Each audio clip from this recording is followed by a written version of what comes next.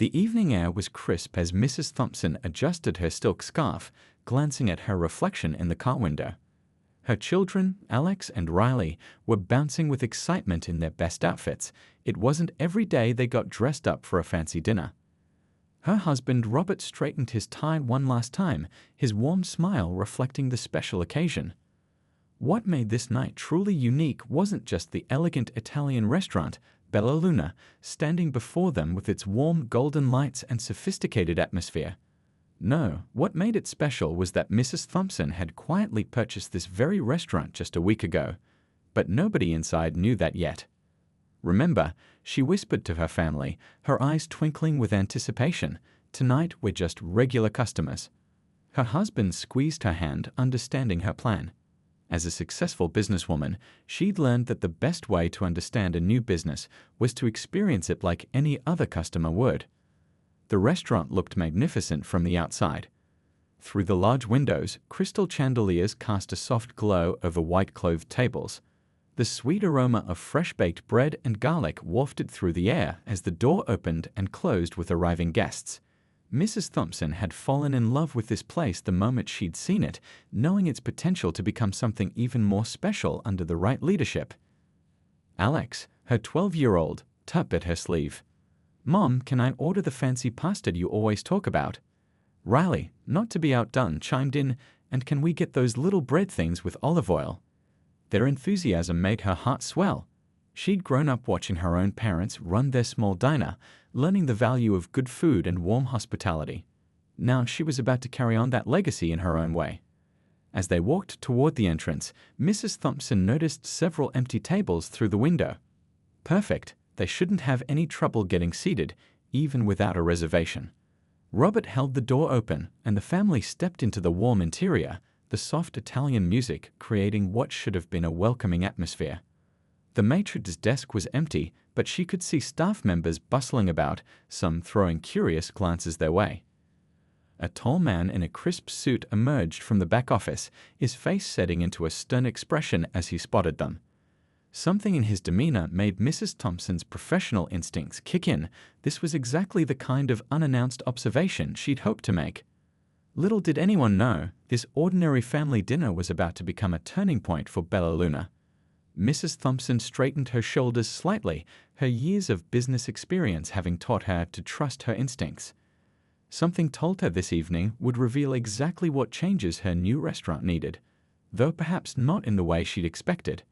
She watched as the man in the suit approached, his face a mask of practiced politeness that didn't quite reach his eyes.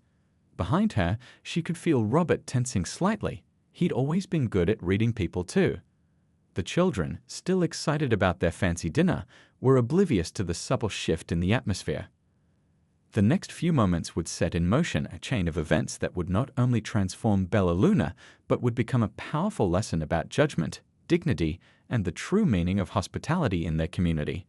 Mrs. Thompson took a deep breath, ready to experience her restaurant exactly as any other customer would, for better or worse. The restaurant manager approached the Thompson family with measured steps, his polished shoes clicking against the marble floor. Mrs. Thompson noticed how his welcoming smile didn't match the cold look in his eyes. Her years in the restaurant business had taught her to spot genuine hospitality, and this wasn't it. "Good evening," he said, his voice carrying just a hint of condescension. "Do you have a reservation?" He drew out the question while glancing pointedly at their elegant attire, as if suggesting it might be borrowed. Behind him, at least 6 tables sat empty, their white tablecloths gleaming under the chandelier lights.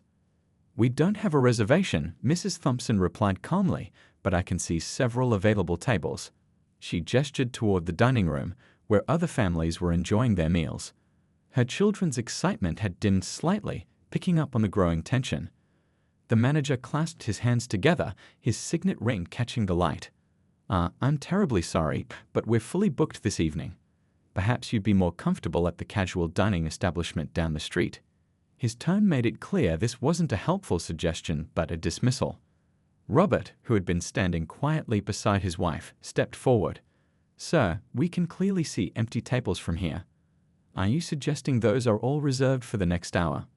His voice was steady, but Mrs. Thompson could feel his frustration building. "Those tables," the manager replied with exaggerated patience, "are reserved for our regular clientele. We maintain certain standards here at Bella Luna." He straightened his tie, looking down his nose at the family. "Our patrons expect a particular atmosphere." Little Riley tugged at her mother's sleeve. "Mom, why can't we eat here? You said they had the best pasta." The innocence in her voice made several nearby diners look up from their meals, their forks pausing mid-air as they observed the scene unfolding.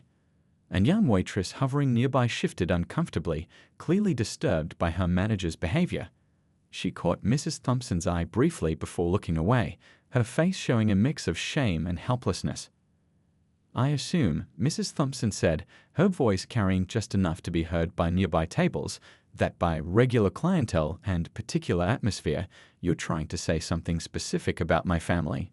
She maintained perfect composure, even as her heart ached for her children witnessing this moment. The manager's face flushed slightly, but he doubled down. "Madam, I don't need to explain our policies.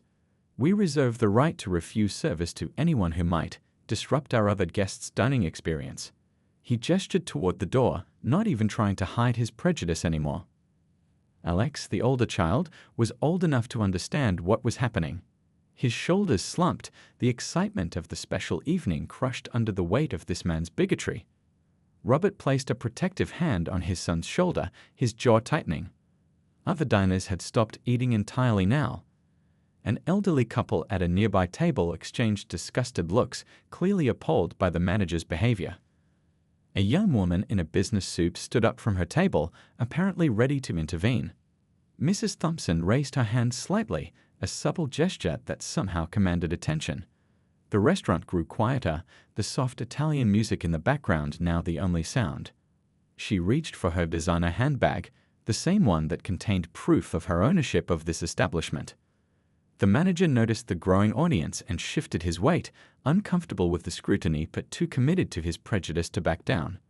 "If you don't leave voluntarily, I'll have to call security," he threatened, though his voice had lost some of its earlier authority.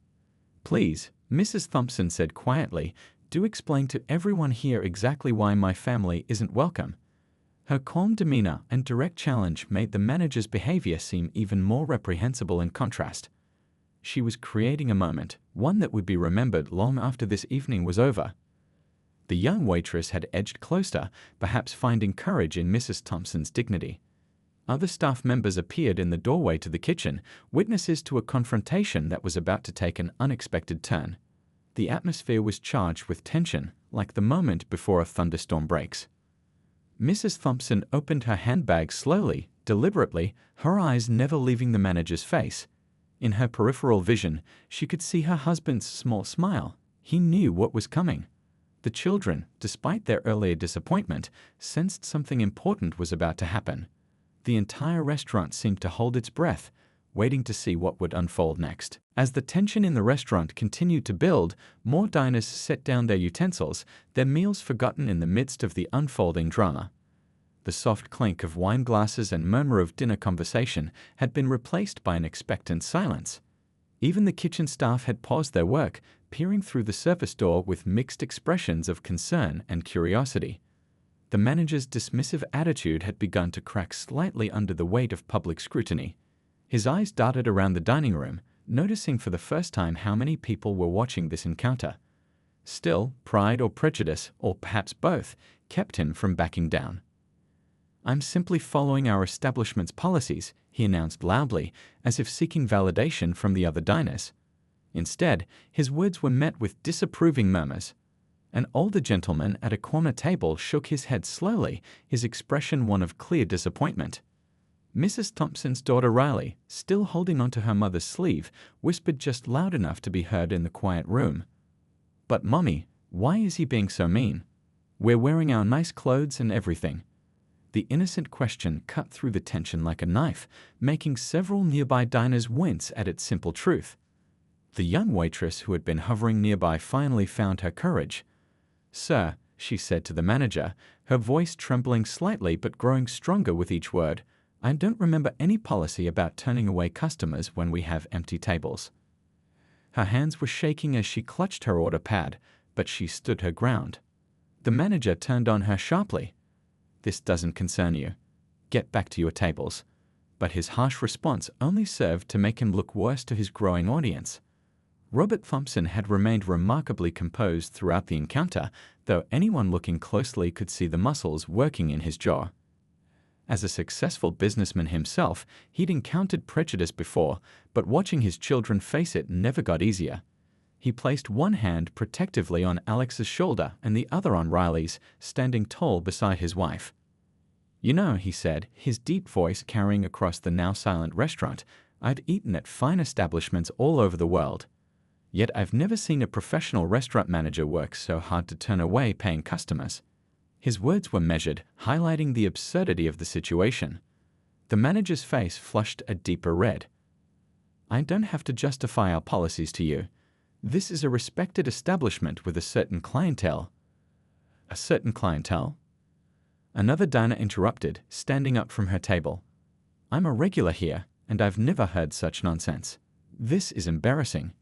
She was joined by murmurs of agreement from other tables.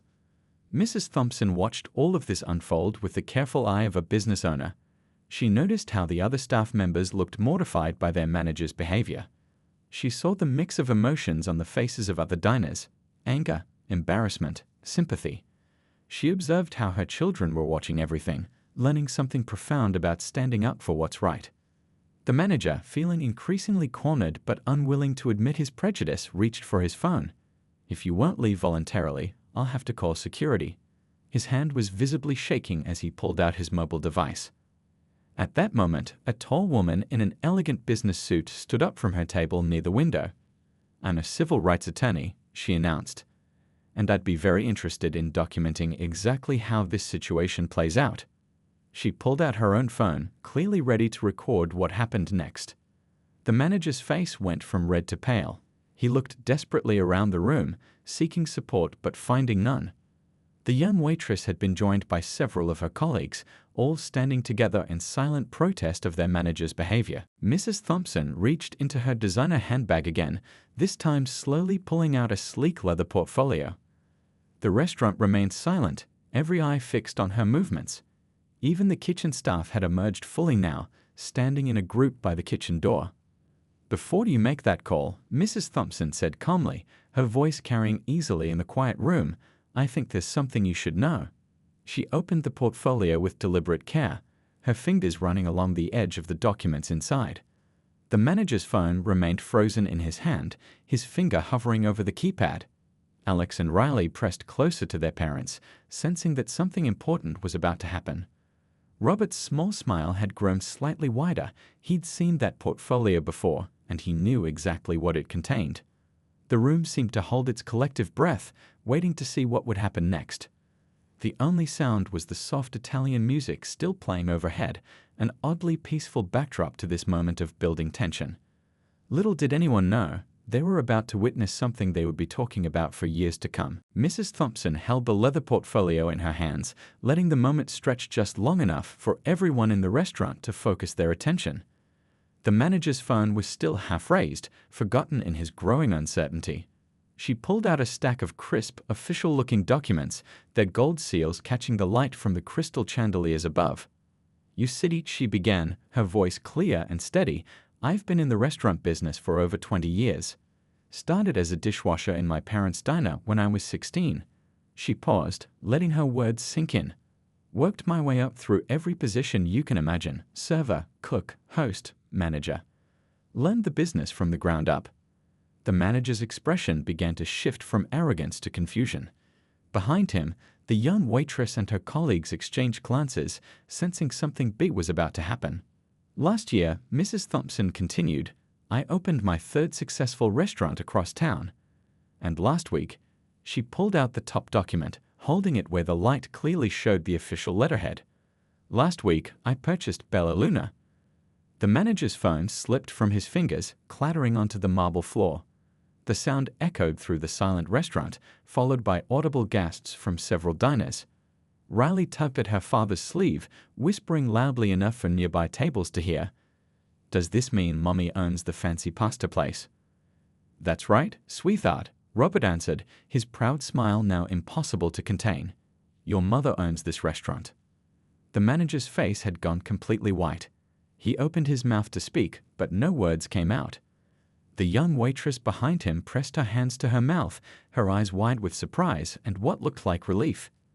"These," Mrs. Thompson said, laying the documents on the maitre d's stand, "are the ownership papers, transfer of title, and business license. You'll find everything in order." She spread them out one by one, her movements deliberate and precise. "I had planned to announce the change in ownership next week, but it seems we need to address some issues immediately." The civil rights attorney, still standing at her table, broke into spontaneous applause. Within seconds, the entire restaurant joined in, the sound swelling to fill every corner of the room. Several diners stood up, adding to the ovation. Alex and Riley beamed with pride, their earlier hurt forgotten in this moment of triumph. The manager stumbled backward, reaching for support against the maitre d's stand. I didn't know," he stammered, his face alternating between red and white. "If I had known." "If you had known?" Mrs. Thompson interrupted, her voice carrying a new authority that commanded attention. "That's exactly the problem, isn't it? Tell me, would your treatment of my family have been different if you had known who I was?" She let the question hang in the air, heavy with meaning. The kitchen staff had fully emerged now, some still wearing their aprons, others in their chef's whites. They stood together, watching their new owner with expressions of hope and admiration. The young waitress who had tried to stand up to the manager earlier wiped tears from her eyes. "You see," Mrs. Thompson continued, addressing not just the manager but the entire restaurant, "the way you treat people when you think they have no power over you, that's what reveals your true character." She picked up the ownership papers, sliding them back into her portfolio. "And tonight has been very revealing indeed." Riley, still processing everything, looked up at her mother with wide eyes. "So we can have the fancy pasta now?" The innocent question broke the tension, causing gentle laughter to ripple through the restaurant. Several diners dabbed at their eyes with their napkins, moved by the entire scene. Mrs. Thompson finally allowed herself a small smile, though her eyes remained serious as she turned back to the manager. "I think it's time we had a staff meeting." She looked around at the restaurant employees, who were all watching intently. "Right now, if you please. Everyone in the main dining room." The manager swayed slightly on his feet, the full impact of the situation finally hitting him. His earlier arrogance had completely crumbled, replaced by the dawning realization of what his actions would cost him. He looked around the room, perhaps hoping to find some support, but found only faces filled with disappointment and disapproval. "But first," Mrs. Thompson said, turning to her family with warmth in her eyes, "let's get my children that pasta they've been looking forward to." She gestured to the young waitress who had shown courage earlier. "Would you please show my family to the best table in the house? And bring us some of those little bread things with olive oil that they've been excited about." As her family was led to their table, Mrs. Thompson stood tall in the center of her restaurant, ready to begin making the changes that would transform Bella Luna into the welcoming establishment she had always envisioned. The night had turned out differently than she'd planned, but sometimes the most important lessons come from unexpected moments. The atmosphere in Bella Luna had transformed completely. As the Thompson family settled into their table, other staff members began coming forward, each with their own stories to share. The young waitress who had first shown courage approached Mrs. Thompson, wringing her hands nervously in her apron. "Ma'am," she said softly, "I've been wanting to say something about his behavior for months now." Her voice trembled slightly as she continued. "Last week, he turned away an elderly couple celebrating their 50th anniversary because he said they didn't fit the image of the restaurant." Other servers gathered around, gaining confidence from their colleagues' words. A busboy stepped forward, his eyes downcast but his voice steady. "He makes us seat people differently based on how they look," he admitted. "Some of us try to ignore his rules, but he would threaten our jobs if we didn't comply." The chef, still in his white coat dusted with flour, emerged from the kitchen. "I've been here for 15 years, he said, his voice thick with emotion. "This place used to be about bringing people together over good food. But lately," he shook his head, unable to finish the sentence. Meanwhile, Robert helped the children settle into their seats, but everyone could see this dinner had become about much more than pasta. Alex, the older child, watched everything with understanding beyond his years. "Mom," he said as she joined them at the table, "this is like what you always tell us about standing up for what's right." Mrs. Thompson squeezed her son's shoulder gently before turning back to address the growing group of staff members. The manager stood apart from the others, his earlier arrogance replaced by a look of resignation as more stories emerged. Regular customers began sharing their own observations too. An elderly woman at a nearby table raised her hand to speak. "I've been dining here for 20 years, she announced. "I've watched this place change in the past few years, and not for the better. I've seen good people turned away, and it broke my heart." The civil rights attorney who had spoken up earlier approached their table, business card in hand. "What happened here tonight isn't just morally wrong, it's illegal," she explained.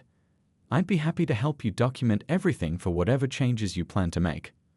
Mrs. Thompson looked around the restaurant, at her family enjoying their long-awaited dinner, at the staff members finally finding their voices, at the customers showing their support. She stood up, smoothing her dress, and addressed everyone in the room. "A restaurant should be more than just a place to eat," she began, her voice carrying clearly through the now quiet dining room. "It should be a place where memories are made, where celebrations happen, where everyone feels welcome." She paused, looking directly at each staff member. "From this moment on, that's exactly what Bella Luna will be." The young waitress wiped tears from her eyes as she served fresh bread to the Thompson children. Other staff members nodded in agreement, hope replacing the fear that had previously clouded their faces. "Look around this room," Mrs. Thompson continued, gesturing to the diverse crowd of diners. "Every person here has a story. Every family has occasions they want to celebrate. Every individual deserves to be treated with dignity and respect." She turned to the manager, who seemed to shrink under her gaze. "That's not just good humanity, it's good business." A round of applause broke out spontaneously, spreading through the restaurant like a wave.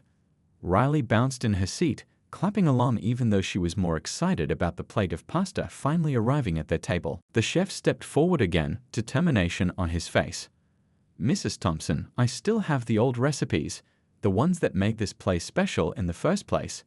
The ones we had to simplify because," he glanced at the manager, "well, because some people thought our traditional dishes weren't sophisticated enough."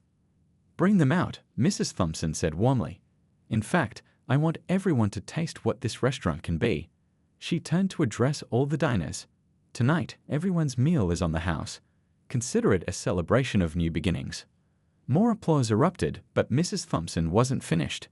She faced her staff, her new employees, with a combination of authority and compassion. "Tomorrow, we start fresh. New policies, new training, new atmosphere, but the same great food and the genuine hospitality this place was known for." The manager finally spoke up, his voice barely above a whisper. "Should I clear out my office now?" Mrs. Thompson looked at him thoughtfully. The room grew quiet again, everyone waiting to see how she would handle this crucial moment. Her response would set the tone for everything that followed. Mrs. Thompson looked at the manager for a long moment before responding, every eye in the restaurant fixed on her. The weight of the moment wasn't lost on anyone. How she handled this situation would reveal everything about the kind of leader she would be. "Yes," she said finally, her voice firm but not unkind. "Clear out your office tonight. What happened here goes against everything I believe in, everything this restaurant will stand for moving forward." She paused, then added, "But before you go, I want you to stay for this staff meeting. I want you to hear what real hospitality means." The manager nodded slowly, his shoulders slumped in defeat. He moved to stand at the edge of the group, away from the other staff members who had spoken out against him. Mrs. Thompson pulled a chair to the center of the dining room. The regular customers remained quietly at their tables, witnesses to this transformative moment. Even the kitchen staff gathered around, still in their cooking whites. "First," she began, "I want to thank everyone who had the courage to speak up tonight. It's not easy to stand against something wrong, especially when your job might be at risk." She smiled at the young waitress who had first spoken out. "That kind of integrity is exactly what we need here." The chef raised his hand hesitantly. "Mrs. Thompson, there's something else you should know." He pulled out a worn notebook from his pocket. "I've been keeping track of all the people turned away over the past year. Names, dates, reasons given. I couldn't do anything about it then, but I thought someday someone should know." Mrs. Thompson accepted the notebook, her expression softening as she flipped through the pages. "This," she said, holding up the notebook, "this is what caring looks like. Even when you felt powerless to change things, you made sure these people wouldn't be forgotten." She stood up, addressing the entire room. "Starting tomorrow, we're going to contact every single person in this notebook. We'll invite them back with a personal apology and a complimentary meal." She turned to her new staff. "I want them to experience the real Bella Luna, the one we're going to create together." The young waitress raised her hand timidly. "I have some ideas," she said, her voice growing stronger as she continued, "about making the place more welcoming. Little things like having menus in different languages and hosting community dinners once a month." "Perfect," Mrs. Thompson smiled. "That's exactly the kind of thinking we need. This restaurant should be a place where memories are made, where every guest feels like family." She looked around at her staff. "Each of you will have a voice in how we move forward." The elderly couple who had been watching everything unfold raised their hands. "We've been coming here for 20 years, the gentleman said. "And tonight, for the first time in a long while, we're seeing the heart of this place come back to life." Mrs. Thompson turned to her children, who were happily twirling pasta on their forks. "You see," she said to the staff, "my parents taught me that a restaurant is more than just a business. It's a place where people come to celebrate life's moments, big and small. Everyone who walks through that door is someone's child, someone's parent, someone's friend." She pulled out a stack of papers from her portfolio. "These are the new restaurant policies I've drafted. But before we implement them, I want to hear from each of you. Your experiences, your ideas, your vision for what this place can become." The civil rights attorney stepped forward again. "I'd be happy to help review those policies, pro bono, and I can recommend some excellent diversity training programs for the staff." "Thank you," Mrs. Thompson nodded. "We'll take all the help we can get. This isn't just about changing rules, it's about changing hearts and minds." She turned back to the manager, who had been watching everything in silence. "I hope you learned from this," she said quietly, "not just for your next job, but for your life. The way we treat people matters. Every single person deserves respect, regardless of who we think they are." The manager nodded slowly, finally speaking up. I never thought about it that way, seeing it all laid out like this." He looked around the room, really seeing the hurt his actions had caused. "I have a lot to think about." Mrs. Thompson addressed the room one final time. "Tomorrow, we start fresh. New policies, new attitude, new beginning. But tonight," she smiled at her family, then at her staff. "Tonight, we celebrate. Chef, let's show everyone what Bella Luna's kitchen can really do." The chef grinned, the first real smile anyone had seen from him all evening. "I'll bring out the special recipes, the ones that tell our real story." He hurried back to the kitchen, his team following with renewed energy. As the evening continued, the atmosphere in the restaurant had completely transformed. The sound of genuine laughter and warm conversation filled the air. Staff members moved between tables with new confidence, sharing stories and connecting with guests in ways they hadn't dared before. And in the middle of it all, Mrs. Thompson sat with her family, watching her new restaurant begin its journey of transformation, one plate of pasta, one smile, one moment of connection at a time. 6 months later, Bella Luna had become a different place entirely. The transformation was visible the moment you walked through the door, from the warm greetings in multiple languages to the diverse crowd of happy diners filling the tables every night. The young waitress who had first spoken up that fateful evening was now the head server, training new staff members in what she called the art of making everyone feel special. She had started a tradition of celebrating each guest's special occasion with a song that blended Italian and their own cultural traditions. One busy Friday evening, Mrs. Thompson stood at the entrance, watching her restaurant buzz with life. The chef was in his element, his traditional recipes now the talk of the town. Through the kitchen doors, she could see him teaching a young apprentice the secret to his grandmother's lasagna recipe, his hands moving with the passion of someone sharing more than just cooking techniques. "Remember," she overheard him say, "every dish tells a story. When we serve food made with love, we're sharing a piece of our hearts with our guests." The walls of the restaurant now displayed photographs of special moments celebrated there: birthdays, anniversaries, graduations, family reunions. Each picture showed smiling faces from all walks of life, creating a tapestry of community that made every new guest feel like they were joining something special. The elderly couple who had witnessed the confrontation 6 months ago were regular fixtures now, hosting what they called Welcome Wednesdays, gatherings where new customers could meet longtime patrons and share stories over plates of perfectly cooked pasta. "You've created something magical here," the elderly woman told Mrs. Thompson that evening, gesturing to the bustling dining room. "This isn't just a restaurant anymore, it's a piece of everyone's heart." The civil rights attorney who had offered her help that first night had become a close friend and advisor. Together, they had developed training programs that other restaurants in town were now asking to use. "It's amazing," she said, reviewing their latest community impact report. "You're changing not just your restaurant, but setting a standard for the whole industry." Mrs. Thompson's children loved spending time at the restaurant after school. Riley had her own little apron and helped fold napkins, while Alex had started a homework club where kids could do their schoolwork while their parents enjoyed dinner. The sound of young voices mixed with the classical Italian music, creating a symphony of life and laughter. The chef's old notebook, once filled with names of people turned away, had been transformed into a celebration log. Every person from that list had been contacted and invited back. Many had become regular customers, their stories of return and reconciliation adding to the restaurant's growing legacy. One wall near the entrance, dubbed the community wall, displayed thank you notes and letters from guests. "First time in my life, I felt truly welcome in a fancy restaurant," one note read. Another said, "Celebrated my 80th birthday here last night. The staff made me feel like family." The young busboy who had spoken up about the previous unfair seating practices was now in management training.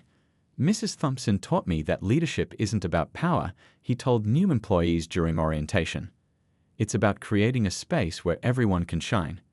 Even the local business community had taken notice. Bella Luna had won several awards for excellence in service and community impact. But more importantly, other restaurants had started following their example, creating a ripple effect of positive change throughout the dining scene. One evening, a familiar face appeared at the door, the former manager. He stood hesitantly at the entrance, taking in the vibrant atmosphere and happy crowds. Mrs. Thompson approached him with a gentle smile. "I've been doing a lot of thinking," he said quietly, "and learning. I'm working at a small diner now, starting over.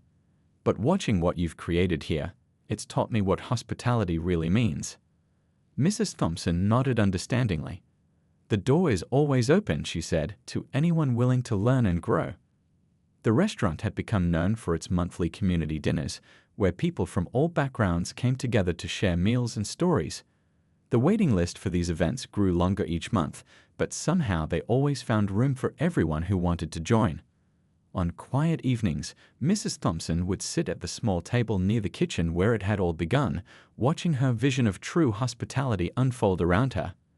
The sound of different languages mixing with laughter, the sight of staff members going above and beyond to make every guest feel special, the aroma of traditional recipes prepared with love, it had all come together to create something truly remarkable. "You know what I love most about this place?" Riley asked one evening, helping to set tables before dinner service. "Everyone leaves with a smile, just like at Grandma and Grandpa's old diner." Mrs. Thompson hugged her daughter close. "That's because we're not just serving food," she said. "We're serving love, respect, and a place at the table for everyone. That's what makes a restaurant truly special." And so, Bella Luna continued to shine, not just as a restaurant, but as a beacon of hope and change in the community. Every guest who walked through its doors became part of an ongoing story. A story about how one moment of standing up for what's right could transform not just a business, but countless lives.